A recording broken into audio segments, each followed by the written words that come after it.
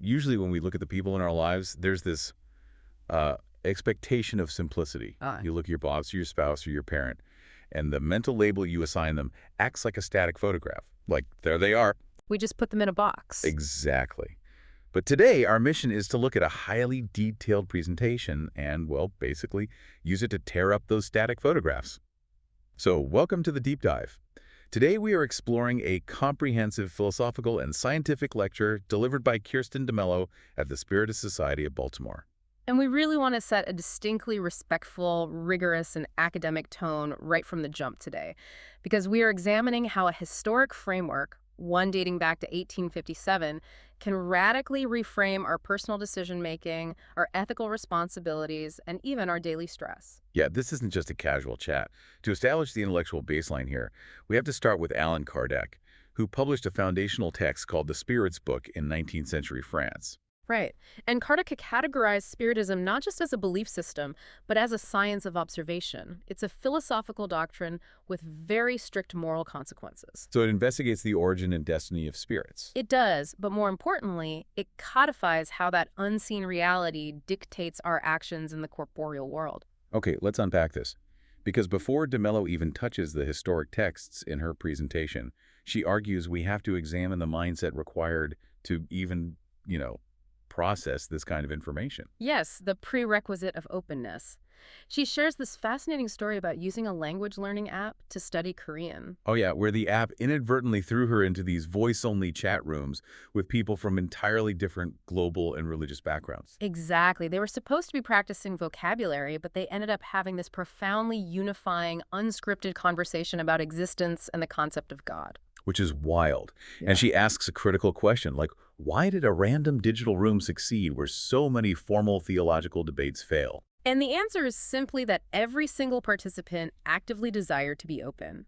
Wisdom, in this context, doesn't just arrive passively. You have to want it. Right, you can't just sit back. No, it requires a conscious decision to suspend your existing biases. If you approach a multidimensional framework like the one Kardec laid out with a closed loop of preconceived notions, the data simply bounces off. But this global openness, it actually highlights a practical problem. If we are suddenly open to entirely new ways of seeing the universe, the English language might actually be too small to hold those concepts. That is so true. DeMelo brings up linguistics to make this point, specifically referencing Japanese words that just don't have direct English equivalents. Yeah, she mentions komorebi, which describes the specific beauty of sunlight filtering through the leaves of trees. It's the concept of beauty created by obstruction, not by a clear path, which is such a profound idea. It really is. And she also talks about hakanai, which assigns value to something precisely because of its fragility and fleeting nature. Right. And when you learn words like that, your brain suddenly has a container for a feeling you previously couldn't articulate. DeMelo uses this linguistic limitation to explain why Allan Kardec had to invent the word Spiritism in the first place. Because the terminology of 1857 was already saturated, right? Yeah. The words spiritual or spiritualism were heavily loaded. Exactly. Kardec noted that anyone who simply believes they have a soul is, by definition, a spiritualist. But that broad label doesn't cover the specific structured mechanics of his observations. Things like the communicability of spirits or a codified evolutionary path across multiple lifetimes. Right. Using old words for this specific framework would just multiply ambiguity. He required exactness. New ideas require new words. But DeMelo notes that having the exact word or the correct label isn't the finish line. She brings up the concept of the Mona Lisa. If you buy the original Mona Lisa and lock it in your private living room, it does nothing. Yeah, it's just sitting there. But in the Louvre, it inspires millions. Exactly. So if we look at spiritual knowledge the same way, it's like downloading a massive, life-changing software update on your phone, but never actually hitting install. That is such a good analogy. It takes up space. You can say you have it, but your device still runs on the old buggy operating system. That is the crux of her entire presentation. A philosophical framework is entirely dependent on its application. It must dictate behavior. So to apply it, we need to understand exactly what the software update contains. The presentation breaks this down into 5 cosmic principles. Right, the core tenets. Existence of God as a supreme intelligence, the immortality of the soul, reincarnation, the multitude of inhabited planets, and the communicability of spirits. And DeMelo doesn't just list these as dogma. She frames them as an interactive system. I mean, she ties this all back to human psychology, Right. referencing that 50-year happiness study and Maslow's hierarchy of needs. Because the connective tissue of all these vast cosmic principles is actually connection and security. It shifts the framework from mystical to structural. Okay, here's where it gets really interesting, but I need to push back a little to ground this. Tell me, how does believing in a multitude of inhabited planets or reincarnation actually make you feel more secure when you're stuck in gridlock traffic on a Tuesday? Right, when you're late for a meeting and your stress levels are through the roof. Exactly. How does the macro universe fix the micro stress for our listeners? Well, the psychological mechanism at work here is the neutralization of the scarcity mindset. When you are panicked in traffic, your anxiety is rooted in scarcity. Scarcity of time, mostly. Scarcity of time, fear of losing your job, fear of judgment. Your biology reacts as if your survival is threatened. Right, the classic fight or flight response. Precisely. But if you truly internalize the mechanics of this philosophy, your baseline perspective changes. If you operate on the premise that you are an immortal soul engaged in a continuous, multiplanetary path of learning, the existential dread of a Tuesday meeting just dissolves. Because Earth is just one grade level in a cosmic classroom. Exactly. It doesn't mean you stop being a responsible employee, but the anxiety loses its sharpest teeth. You realize the universe is built for your ultimate progress, not to punish you for being 10 minutes late. It shifts your baseline from threat survival to continuous learning. Which naturally changes how we interact with the people causing our stress. This brings us to a really powerful part of the deep dive. DeMelo shared a story about a friend of hers who had held on to deep, bitter resentment toward his mother for 40 years. Yes, and he was finally able to forgive her. And the reason why is directly tied to tearing up that static photograph we talked about at the very beginning. Because he stopped operating from an egocentric worldview. For 4 decades, his framework was, I'm the child, she is the mother, she owes me, my hand is out, give, give, give. But then he realized that his mother, whose name was Caroline, was an individual with her own desires, hopes, and her own unhealed traumas. Right. Viewed through the lens of Spiritism, he finally recognized Caroline as an immortal soul on her own complicated evolutionary path. She wasn't just a biological role assigned to his life. She was a fellow traveler. Exactly. And when you view someone not as an obstacle or a provider, but as a soul who is also stumbling and trying to learn across lifetimes, empathy is really the only logical conclusion. He saw the generational cycles of trauma she was caught in. So what does this all mean for us? It forces a rigorous ethical responsibility. When you interact with a parent or a spouse, this framework demands that you interact with their complex, separate existence. It shifts your personal decision-making from reacting to an offense to responding to a shared human fragility. And the texts are very clear that this profound empathy cannot remain confined to our immediate families. Has to extend outward. It explicitly mandates that it extends into societal solidarity. Kardec wrote that a major objective of Spiritism is destroying the prejudices of social class and race to unite humanity as brothers and sisters. DeMelo illustrates this using the parable of the Good Samaritan. The religious authorities walked right past the injured man.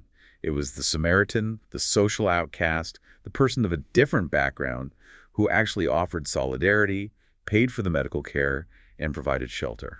Right. Cosmic empathy must translate into tangible societal action.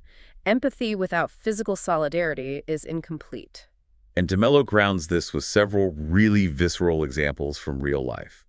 She talks about a 60-year-old woman she knew who had never owned a mattress in her entire life. For 6 decades, she slept on makeshift surfaces. And when she finally bought her first mattress, her gratitude was just overwhelming. Yeah, and DeMelo admitted she didn't understand it at first, simply because she had always possessed a bed. It's the invisibility of privilege. She pairs that with an experience from when she was 16. Her volunteer group went into the woods behind a shopping center to meet a homeless, paraplegic man. And he showed them where he slept, which was just a dirty mat on the uneven ground. Yeah. DeMelo went home that night to her own bed, an old spring mattress she used to constantly complain about because the metal poked into her back. But after seeing the dirt mat, she literally hugged her spring mattress. She said she never complained about it again. She also mentioned a teenager returning from a volunteer trip helping the poor. He told his mother there was a me before this trip and a me after. These moments are so humbling. They are, and we have to look at why these specific moments are highlighted in the source material. In this framework, these are not merely emotional anecdotes meant to make you feel guilty.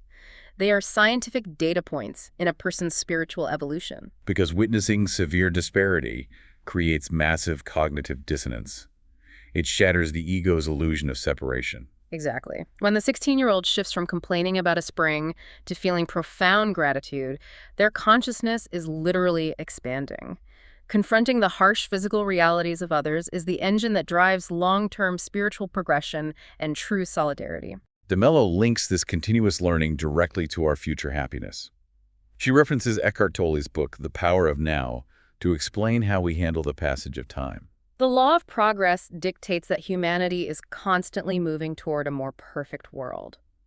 But psychologically, we trap ourselves.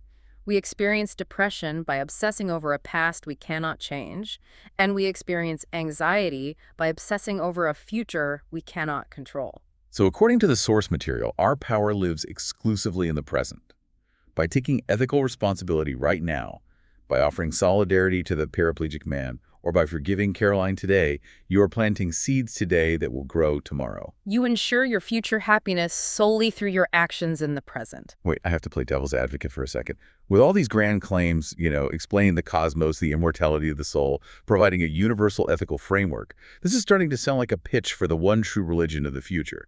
Is the assertion here that everyone is eventually going to convert to this specific label? It's a vital question to ask when reviewing any comprehensive doctrine.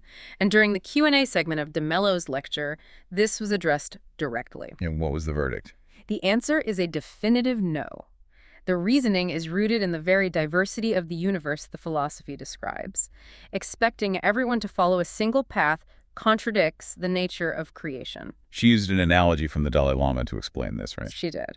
The Dalai Lama pointed out that if there was only one restaurant in New York City, it wouldn't work. It would be a disaster.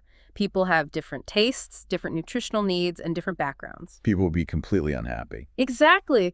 He concluded that many restaurants equal many religions. The goal of this framework isn't universal conversion to the label of Spiritism. The goal is continuous moral and intellectual progression across all paths. So you accept universal truths wherever they are found? Yes. Whether you identify as a Catholic, a Buddhist, a scientist, or an atheist, the label is irrelevant. The reduction of prejudice and the moral progression are what actually matter. Wow. This has been a remarkably cohesive journey to trace today for you all. We started with formal 19th century academic texts, navigated the limitations of English against Japanese linguistic concepts, and arrived at the deeply humbling realities of a 60-year-old woman finally getting a warm bed. It really covers an incredible scope. It takes the intensely personal victory of a man forgiving his mother after 40 years and maps it onto a cosmic framework of continuous learning and rigorous ethical living. And the source material leaves us with a concluding thought regarding that trajectory. Evolution, in this view, is an inevitable law of the universe. Humanity is constantly moving toward a more perfected state. Like the tortoise and the hare, right? Exactly. Sometimes society races forward like the hare, experiencing massive paradigm shifts. Other times, we step deliberately and slowly like the tortoise. But the progress itself cannot be stopped.